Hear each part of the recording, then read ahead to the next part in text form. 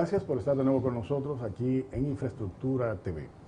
Hoy tenemos un invitado muy especial donde vamos a enfocar el tema de la construcción desde un punto de vista económico. Juan Carlos López Pérez, pero lo presentamos así como licenciado, con una licenciatura en Economía del Instituto Tecnológico de Santo Domingo, que ya es Universidad INTEC, tiene maestría en la Universidad Católica de Santo Domingo de Economía Aplicada, también una maestría en la Universidad Católica de Chile de Macroeconomía Aplicada y Políticas Públicas. Ha trabajado en el Ministerio de Hacienda, ha trabajado para el Ministerio de Economía, Planificación y Desarrollo MEPID y también ha formado parte de los ganadores de concursos de economía en el Banco Central. Así que le damos la cordial bienvenida al economista Juan Carlos López Pérez. Buenos días, muchas gracias por la invitación a este programa y esperamos compartir un rato de este conversatorio. Encantado de tenerlo por aquí. Muchas gracias. Ingeniero, si usted quiere comenzar con la primera pregunta. Sí, claro, pregunta. entiendo que es importante que abordemos. Ahora en estos días empezaron a salir los primeros datos del crecimiento económico en el primer trimestre en el país. Obviamente, como sabíamos, viniendo luego de un año de pandemia, pues la economía lógicamente tenderá a ir repuntando. Y uno de los datos que recibimos es que el sector construcción ha estado liderando parte de lo que es ese crecimiento que tuvimos en el primer trimestre en nuestro país. Y queremos con el licenciado que nos explique rápidamente esas cifras, ese crecimiento, cómo ha estado directamente impulsando lo que es la recuperación en nuestro país. Así es. Bueno, como bien dice el ingeniero, en el primer trimestre del año la economía ya repuntó, tuvo un crecimiento de 3.2% interanual, o sea, comparándolo con enero-marzo del 2020, recordamos que la pandemia comenzó a afectar el país en marzo, precisamente, Exactamente. Y un poco el efecto estadístico de rebote. Por eso ahora en el primer trimestre de este año lo que ha salido en la prensa es destacando precisamente el crecimiento en marzo, que fue en torno a más de 30%, pero si uno ve el periodo completo, enero-marzo, tiene un crecimiento de 22.5%. Entonces ese crecimiento, como tú bien dices, es el mayor que entre los sectores económicos. Y es importante resaltar algunos elementos en eso, porque si uno ve la evolución histórica del sector construcción, es uno de los sectores más dinámicos en la economía. Entre 2013 y 2019... Algo que siempre hemos recalcado aquí, claro, que es un sector que implica y tiene muchas interacciones en la economía. Claro, o sea, en ese periodo de esos 7 años la economía creció anualmente a un 10.3%, el sector construcción. Y la economía en general creció un 6%. Entonces fíjense que más de 1.5 veces crece la construcción respecto a la economía.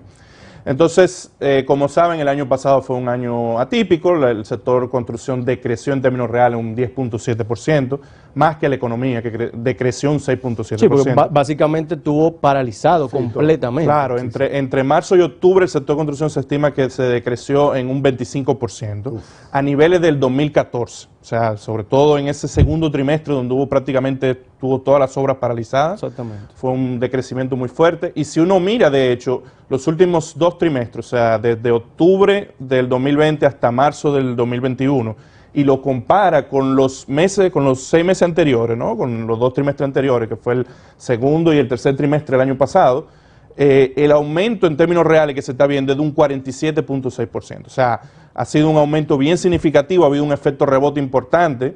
El sector construcción normalmente tiene muchas interrelaciones con otros sectores de la economía. Claro. Y es uno de los sectores que también tiene una dinámica donde normalmente anticipa el ciclo. O sea, el sector construcción crece y produce crecimiento en la economía. Refleja lo que sería la tendencia. Un poco amplifica. ¿Ya? Por eso el año pasado, cuando la economía decreció un 6.7, el sector construcción decreció un 10.7, creció más. Y este año lo que se espera es que el crecimiento del sector construcción va a estar entre un 15 y un 20%. Me quiero detener un poquito en la dinámica del año pasado, en la dinámica de los factores, ¿no? En la economía le llamamos factores de producción al capital y al trabajo. Entonces, si uno ve, por ejemplo, la cifra de trabajo en el segundo trimestre, decreció prácticamente la cantidad de trabajadores ocupados en la construcción un 9%. La economía en general decreció un 10%, que ahí fue cuando se implementó, por ejemplo, el programa FASE. ¿ya? Los programas de pase, quédate en casa. Básicamente en ese momento el gobierno decretó una paralización completa. Un cierre de actividades, ¿no? Entonces, pero el sector de construcción ya en el segundo semestre volvió inmediatamente a recuperar el nivel de empleo que tenía anteriormente, entre finales del 2019 y principios del 2020. Por el lado ya del capital, el flujo de fondos de las entidades de intermediación financiera sí tuvo un comportamiento un poco, yo diría, un poco atípico en realidad, porque en las primeras medidas de liquidez que se dieron en el segundo trimestre, el crédito hacia la construcción aumentó en alrededor de 2.700, 2.800 millones de pesos, pero llegó el mes de julio, cuando se iba a comenzar una segunda, tercera ronda de apoyo de medida de liquidez, y ahí la banca, bueno, las entidades de intermediación financiera en general, todas las entidades que prestan, decreció en ese mes solamente 19.000 millones de pesos, el crédito a la construcción. Entonces, un poco yo creo que hubo un ajuste ustedes saben que el sector de construcción, por su naturaleza, hay mucha incertidumbre, hay mucho riesgo, ¿no? Claro, entonces, en ese mes solamente el crédito al sector privado, en tanto moneda nacional como moneda extranjera, decreció 29.000 millones de pesos en el país, pero solo en construcción decreció 19.000 millones, o sea, 2/3 fue en construcción.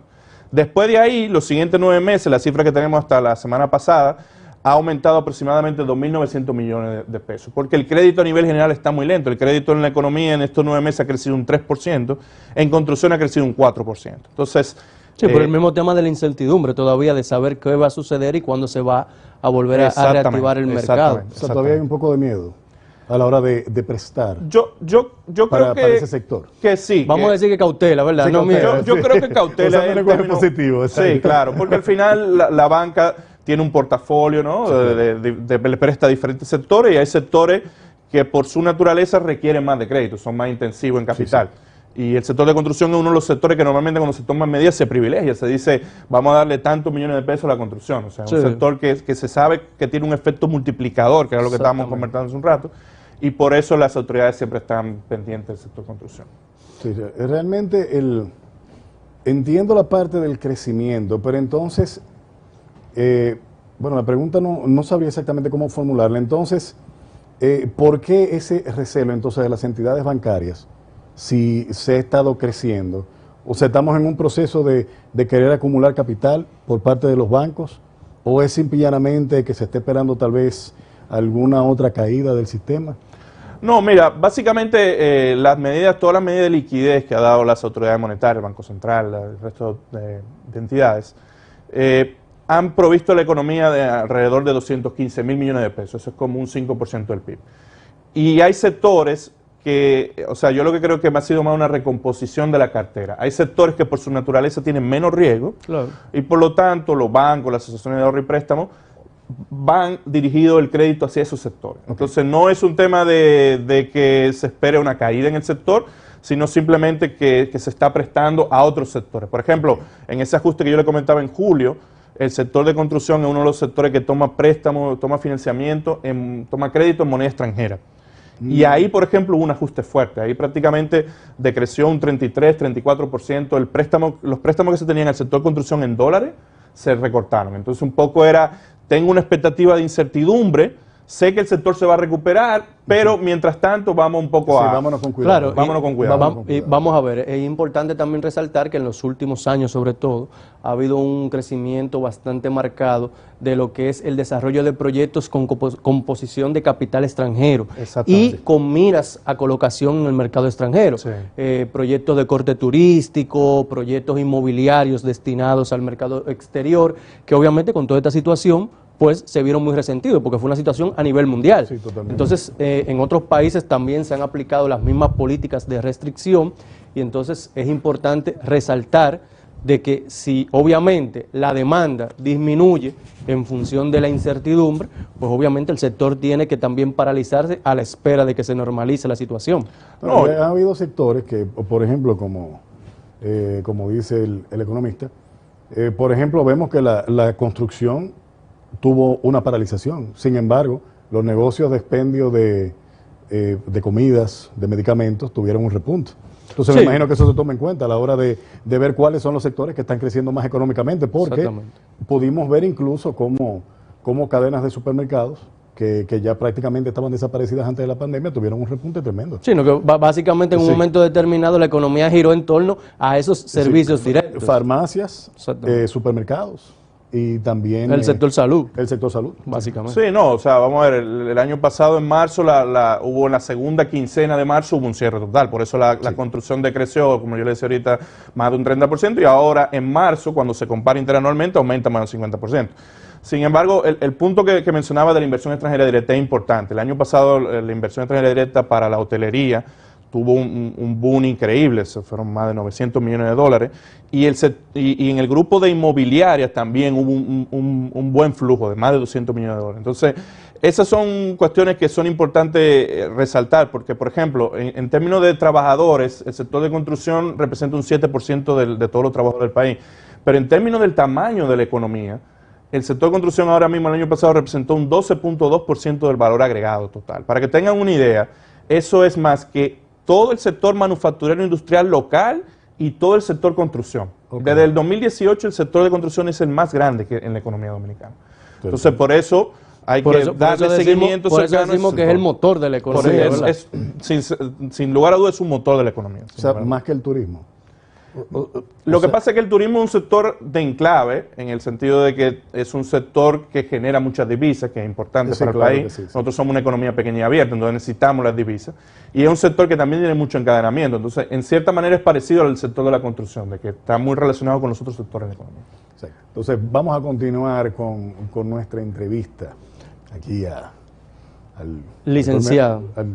Me gusta decir economista, tiene un economista, es como arquitecto. Se oye bien, ¿verdad? Sí. Nadie dice licenciatura en ingeniería o en arquitectura, es economista, ¿verdad? Claro. Juan López, correcto. Sí, señor. Juan López Pérez. Sí. Entonces, estábamos hablando sobre cómo se estaba invirtiendo, cómo el mercado ha estado un poco tímido en la asignación de recursos a la construcción. Siendo que la construcción está demostrando que se ha reactivado, ¿verdad? Que se ha reactivado. Sí. Entonces, ¿qué otro dato íbamos a tener ahora? Creo que tenemos en agenda lo que eran los precios de los sí, porque tanto de los materiales, tal vez ahorita pudiéramos hablar un poco de los alquileres, sí, porque ha habido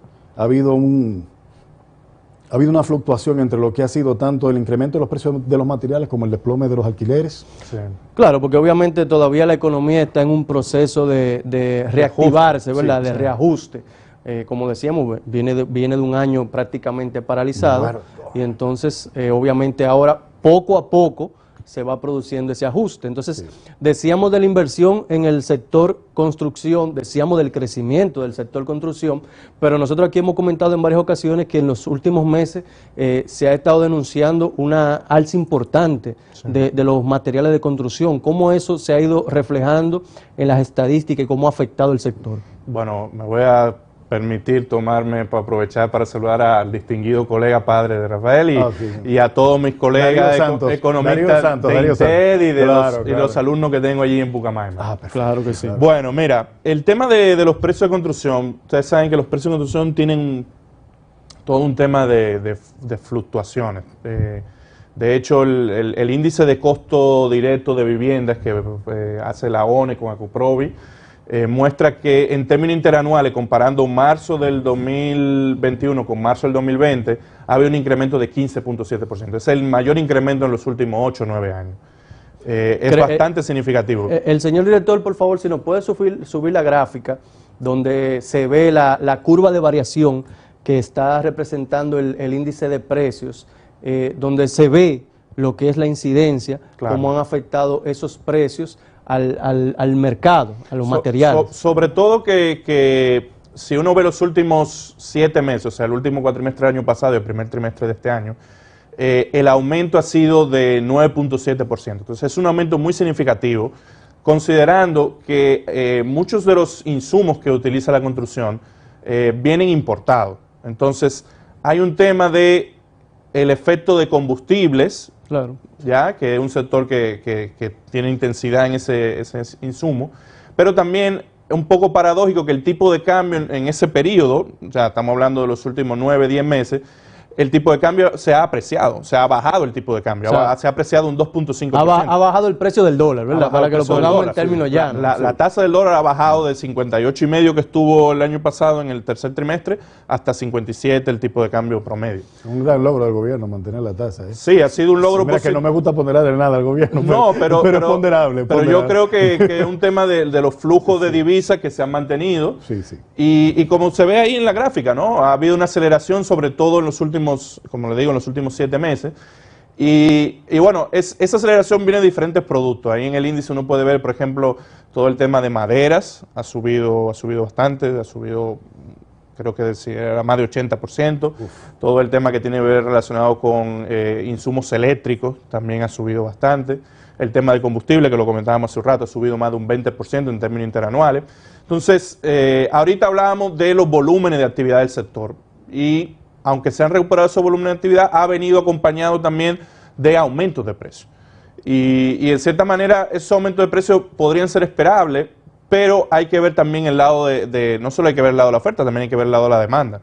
Por eso ahorita, como tú mencionabas, Rafael, el tema de los alquileres, el precio en el mercado es un precio de equilibrio, no solamente cuando hay movimiento de oferta, también cuando hay movimiento de demanda. Entonces, eso que tú ves, que esa disonancia que hay entre el aumento de los materiales de construcción y quizá el alquiler que se ha mantenido constante o ha bajado un poquito, viene relacionado con eso, ¿no? Con ajustes que se está dando en el mercado de la construcción, que son normales, o sea, son normales. La construcción tiene ajustes cíclicos. Por ejemplo, si uno ve las estadísticas del deflactor, que es el deflactor, para que tengan una idea sencilla, un índice de precio del productor que se saca en las cuentas nacionales. El año pasado la construcción aumentó un 12%. Para que tengan una idea, en los 7 años previos la construcción aumentaba 2% al año. Y la economía el año pasado aumentó un 4.7% de deflactor. O sea, la construcción fue el segundo sector que más aumentó los precios del productor. Para que tengan una idea. 12% bastante. Y eso es lo que se ve reflejado aquí en esta gráfica. Básicamente, esas presiones de precio que ha habido en el sector. No, y vamos a ver, obviamente, en el tema de los alquileres, como menciona bien el economista, pues hay un componente fundamental que es la demanda. Y no podemos olvidar de que hay muchas, sobre todo muchas en la parte de los alquileres comerciales, hay muchas oficinas que todavía al día de hoy no han recuperado su actividad o no han recuperado plenamente su actividad. No, y que han cerrado también. Y que han cerrado, al disminuir el poder adquisitivo de la gente, ha habido también una migración, por ejemplo, personas que pagaban viviendas en alquiler de 25,000, 35,000 pesos que tuvieron que migrar a viviendas más económicas. Obviamente por la situación, la reducción de los ingresos familiares, entonces al final todo eso afecta a lo que es la demanda del mercado de alquiler. Ahora sí es importante, y quiero tomar lo que comenta el licenciado, con respecto a lo que es el parámetro de referencia de la tasa de cambio, porque nosotros lo habíamos visto desde hacía varios años y ahora con toda esta situación se ha acentuado y ha quedado a la vista de todos que el dólar no representa ya un parámetro significativo o representativo, mejor, de lo que es las variaciones o los movimientos de precio en el mercado.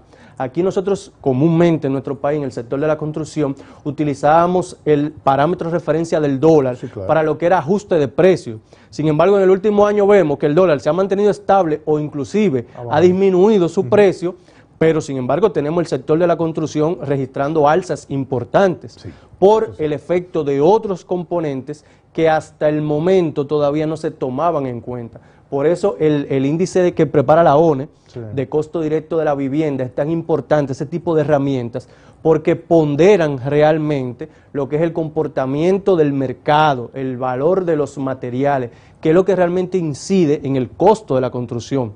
El dólar puede tener variaciones y hay algunas de ellas que se reflejan, pero lo que directamente afecta el costo de la construcción, pues obviamente es el precio de los materiales. Entonces, eso lo estamos viendo ahora significativamente, aunque era una tendencia que ya la veníamos observando desde hacía varios años. Yo sí quería mencionar que eso también viene en un entorno donde la inflación general ha ido subiendo, ¿no? La inflación ahora mismo, el último dato interanual fue de 8.3%. Y lo que se espera, yo creo que tanto en la construcción como en la inflación general, es que estos sean choques transitorios, ¿no? A nivel internacional, el tema de los fletes, eso Claro, porque internacionalmente hay un sobrecalentamiento de la economía porque han arrancado muchos países con la reapertura. Lo que se espera para el segundo semestre y para final de año es que se normalice, o sea, que ya vuelvan a niveles de tasas más normales de incremento de precios. Entonces, una pregunta. porque no hemos hablado, como bien dijo el ingeniero, el dólar ya no representa, digamos, ese elemento de cambio.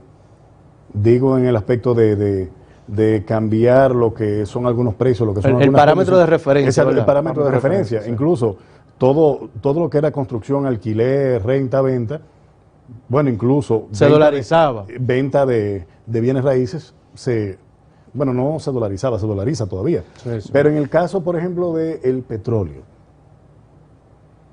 porque por ejemplo, aquí las cementeras tienen que usar combustible, sí, el transporte también es combustible, y pudimos ver que durante la pandemia los precios del petróleo se desplomaron, sin embargo, aquí no. Bueno, sin embargo, aquí, o sea, me imagino que eso también trajo un poco de, digamos, de acumulación de bienes, porque el Estado no perdió dinero por concepto del costo, o sea, de la pérdida por el costo de traer esos combustibles, porque no bajaron los precios. Incluso la OPEP, recuerdo que a mitad del año pasado, dijo que ya los precios no podían bajar más. Sin embargo, aquí eso no se reflejó. De hecho, los precios en este inicio de año estaban entre 60 y 65 dólares el barril de WTI. O sea, han estado bastante altos y por eso se han reflejado en el mercado local. Pero como tú bien dices, el sector es intensivo en uso de producto energético, de combustible, y por eso uno sí tiene que estar en el índice de costo de vivienda directo, el de combustible. Interesante, gracias. Entonces, hemos hablado de la construcción, ¿verdad?, en sentido general, y del crecimiento y lo que se está experimentando. ¿En qué punto queda la inversión pública con relación a este tema, el sector construcción? Sí, mira, ese es un tema importante a destacar, sobre todo porque entre el 86 y el 87% de la inversión que se hace en el país viene del sector privado, pero el restante 13-14% es del sector público. Claro. Y lo que hemos visto, la cifra que hay hasta la semana pasada, es que la inversión pública va a un ritmo sumamente lento. Ahora mismo se ha ejecutado un 10% del presupuesto que hay para el año completo. O sea, el año después de haber pasado ya un trimestre completo. Casi un cuatrimestre. O sea, un cuatrimestre. Sí, para este año hay presupuestado un 2.5% del PIB, que son 123.400 miles de millones de pesos, más o menos, y se han ejecutado 12.000 millones y tanto. O sea, para que tengan una idea, esa es una caída respecto al primer cuatrimestre del año pasado de un 67%. Y en términos de ejecución, el año pasado se ejecutó entre un 29 y un 33% y un 34% del presupuesto de gasto de capital en el primer cuatrimestre. Y este año nada más llevamos un 10%. Esos son 27.000 millones de pesos menos de gasto de capital ejecutado.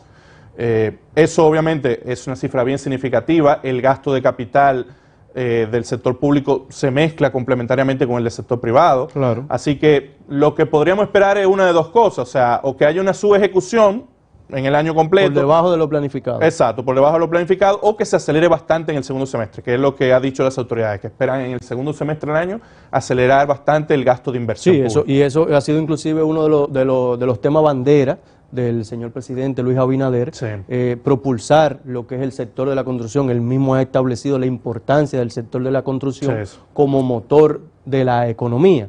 Y también hay que ser justo, y en esa acotación establecerlo, de que la comparativa con el año pasado, siendo el año pasado un año electoral, nosotros sabemos que históricamente la inversión pública en año electoral, sobre todo en el sector de la construcción, pues normalmente presenta unos picos, ¿verdad que sí? No, y también contando que el Estado tiene grandes gastos en términos de nómina, porque el Estado es el mayor empleador del país, que también tiene que destinar recursos a pagarle a esos empleados, y ahora también con las cancelaciones y con la asistencia social, me imagino que está teniendo gastos adicionales fuertes. Sí, sin duda el espacio fiscal del gobierno se ha achicado, eso es evidente, por eso el gasto corriente ha aumentado bastante, el gasto sobre todo en las transferencias sociales, ¿no? Los programas Quédate en Casa, FASE, que fueron muy importantes en plena pandemia. Fueron fundamentales y clave para sostener sobre todo el tema del consumo privado y darle oxígeno también a las empresas. Sin embargo, yo quiero puntualizar que el tema con la inversión pública es que a veces tienen una serie de procesos que a veces se dilatan. Ya han salido en la noticia el caso de ciertas obras en el sector educación, por ejemplo. Y ahí entramos con los famosos temas de las alianzas público-privadas, ¿verdad? Y los nudos. ¿Y por qué es importante? Porque al final, si queremos como país crecer, tenemos que tener más inversión. Por ejemplo, en estudios del BID y del Banco Mundial se ha encontrado que República Dominicana debería tener un 5% del PIB en gasto de inversión. Y ahora, para este año presupuestamos la mitad, 2,5%. y hay todo un plan nacional de infraestructura que dice que al país le faltan en los próximos 10 años hacer una inversión de aproximadamente 9.500, 10.000 millones de dólares. Uf. O sea, ese es el déficit de infraestructura que tenemos. Y ahí las alianzas público-privadas es una herramienta clave. O sea, bien manejada, ¿verdad? Bien manejada, evidentemente. Claro. La ley 47-20, que se promulgó en febrero del año pasado, está ejecutándose el reglamento de aplicación también. Ya hay la primera iniciativa declarada de interés público, que es la autopista del Ámbar. Mi proyecto favorito, ¿verdad? Va a unir directamente a Puerto Plata, a Santiago con Puerto Plata en media hora, son 33 kilómetros aproximadamente, y se logró hacer con un originador privado, o sea, una empresa llamada Quisqueya APP, que presentó al Consejo Nacional de APP el proyecto, la idea del proyecto, y ahora va a haber una serie de pasos que están reglamentados por el reglamento 434-20, donde hay que hacer todos los estudios de factibilidad, ya sea ambiental, económica, financiera, para poder llevar a cabo ese proyecto. Pero sin lugar a duda, en un ambiente como este, donde hay mucha restricción fiscal, o sea que el gobierno ya incluso se está hablando de las discusiones del pacto fiscal, las APP son una vía y un mecanismo para poder hacer inversiones que necesita el país de gran calado, que el sector privado va a estar obviamente fondeándolo y el gobierno va a poder, siempre que sean obras, ojo, del interés del país, tienen que ser obras que tengan rentabilidad social. Eso es lo que esperamos, ¿verdad que sí? Que en este caso sea bien manejado el tema, porque lamentablemente aquí hemos tenido unas experiencias anteriores que no han sido de todo satisfactorias, sobre todo para el interés público. Exactamente. Bueno, realmente yo no... El ingeniero es un gran abanderado de las alianzas público-privadas. Bien administrada, ¿verdad que sí? Emprendedor al fin, ¿verdad? Pero yo siempre creo que tenemos que regular más esa parte, porque las alianzas público-privadas generalmente representan ganancias para el sector privado y responsabilidades y deudas para el sector público. Y creo que eso hay que tener cuidado. La clave de una buena alianza pública-privada es que hay una buena distribución de riesgos entre quien pueda gestionarlo y manejarlo. O sea, no es que todo un lado se va a quedar con un riesgo y el otro no se va a quedar sin riesgo, porque en una distribución equilibrada y adecuada de los riesgos, eso es fundamental para las alianzas público-privadas. Así es. Bueno, señores, de verdad el tiempo no ha dado, como siempre, y lo digo por experiencia, por mi padre Rafael Darío Santos, cuando hay un economista que sabe lo que está diciendo, señores, el tiempo nos rinde. Las conversaciones son sumamente interesantes. Son sumamente interesantes, mucha cultura, muchos números, muchos criterios. Entonces agradecemos la presencia del economista, licenciado Carlos López Pérez, por haber estado aquí con nosotros. Esperamos tenerlo nuevamente con mucho más información. Sabemos que nuestros televidentes y los que nos siguen a través de las redes han disfrutado mucho estas orientaciones y las tomarán en cuenta para futuras decisiones. Muchas gracias. Este es su caso. Muchas gracias y solo para cerrar con una idea, el sector construcción va a seguir siendo un motor de la economía dominicana y va a rebotar en todo lo que queda del año. Así es. Perfecto. Muchísimas gracias por su atención y si Dios lo permite nos veremos en una próxima entrega.